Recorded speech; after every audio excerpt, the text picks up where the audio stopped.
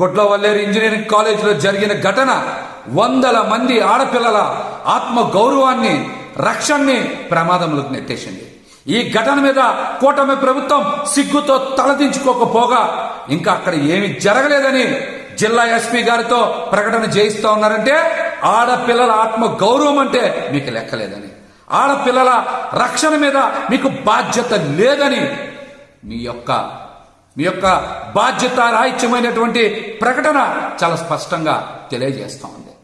వందల మంది విద్యార్థులు నేటి నుంచి పెద్ద ఎత్తున ధర్నాలు చేస్తూ ఉంటే, నిరసన తెలియజేస్తూ ఉంటే ఏమీ జరగలేదని జిల్లా ఎస్పీ గారితో మీరు ప్రకటన జారీ చేయించారంటే ఇది ఎంత దుర్మార్గం.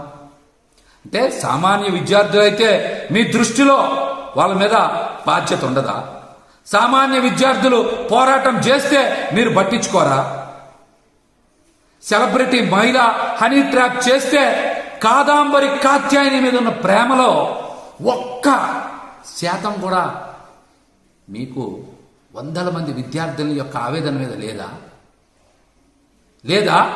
కాదాంబరి కాత్యాయని మీద మీకు అంత ప్రేమ ఏంటి? సామాన్య విద్యార్థుల మీద మీకు కనీసం బాధ్యత ఉండదా?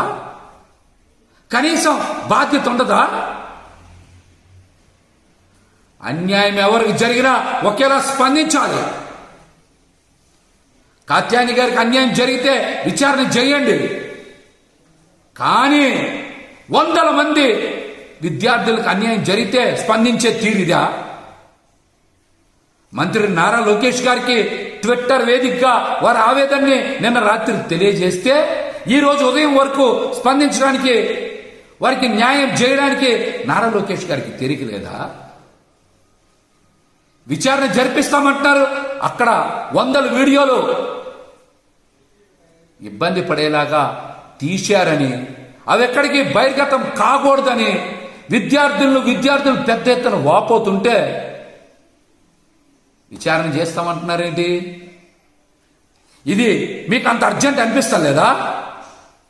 ఈ ఘటన మీకు అంత ప్రాముఖ్యం అనిపించట్లేదా? కాదాంబరి కాత్యాయని ఘటనే మీకు అంత ఇంపార్టెంటా?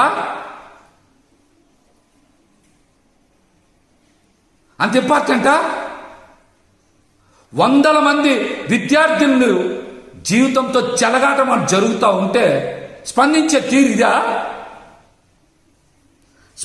తీరు ఇదా?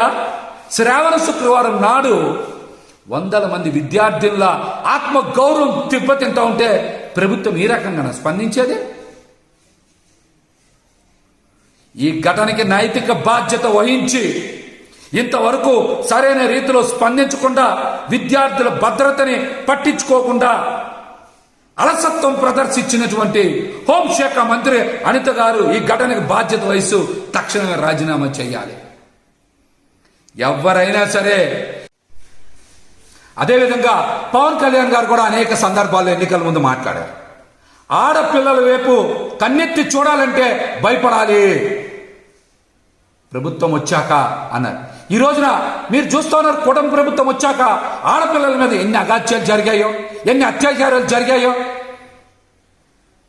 మతి స్థిమితం లేని ఆడపిల్లలను కూడా ఈ ప్రభుత్వంలో మరి కామాంధులు వదలటం లేదంటే వాళ్ళకి చట్టం మీద కాదు, ఈ ప్రభుత్వం ఏమీ చెయ్యదనేటువంటి ధైర్యం వచ్చేసింది. మీరు శిక్షించరనేటువంటి నమ్మకం వచ్చేసింది. అందుకనే ఇష్టానుసారం ఆడపిల్లల మీద అఘాయిత్యాలు, అత్యాచారాలు చేస్తూ ఉన్నారు. పిఠాపురంలో శ్రావణ శుక్రవారం నాడు అక్కడ పసుపు కుంకం చేరిచ్చారు కదా పవన్ కళ్యాణ్ గారు. మరి గుడ్డవల్లేరు ఘటన మీద మీరు ఎందుకు స్పందించలా? ఆడపిల్లలకు అండగా నిలబడరా మీరు?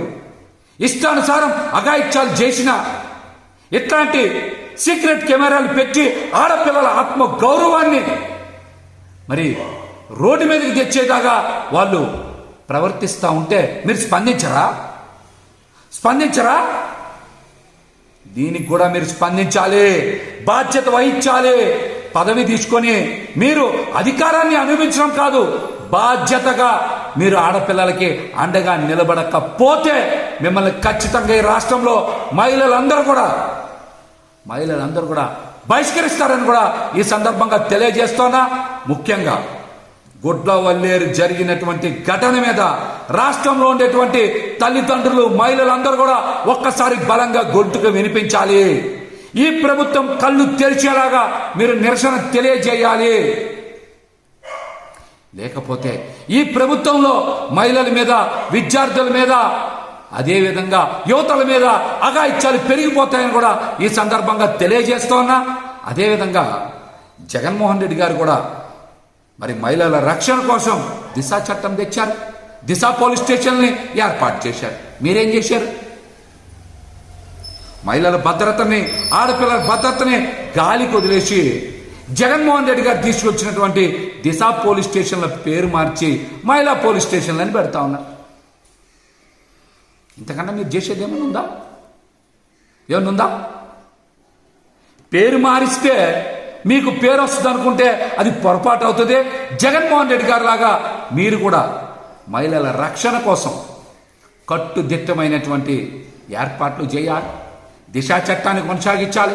దిశ పోలీస్ స్టేషన్లని కొనసాగించాలి. అంతేగాని ఆడపిల్లల మీద అఘాయిత్యం చేసినటువంటి వాళ్ళ మీద ఎటువంటి చర్యలు తీసుకోకపోతే ఇటువంటి ఘటనలు జరుగుతాయి. కూటమి ప్రభుత్వం వచ్చాక ఇష్టానుసారం మహిళల మీద రెచ్చిపోతా ఉన్నారు, అఘాయిత్యాలు చేస్తూ ఉన్నారంటే ఈ ప్రభుత్వం యొక్క అలసత్వాన్ని రాష్ట్ర వ్యాప్తంగా ఉన్నటువంటి మహిళలు, తల్లిదండ్రులు అందరూ కూడా అర్థం చేసుకోవాలని కూడా ఈ సందర్భంగా నేనైతే విజ్ఞప్తి చేస్తా ఉన్నాను. మా వీడియో మీకు నచ్చినట్లయితే please like, share and subscribe.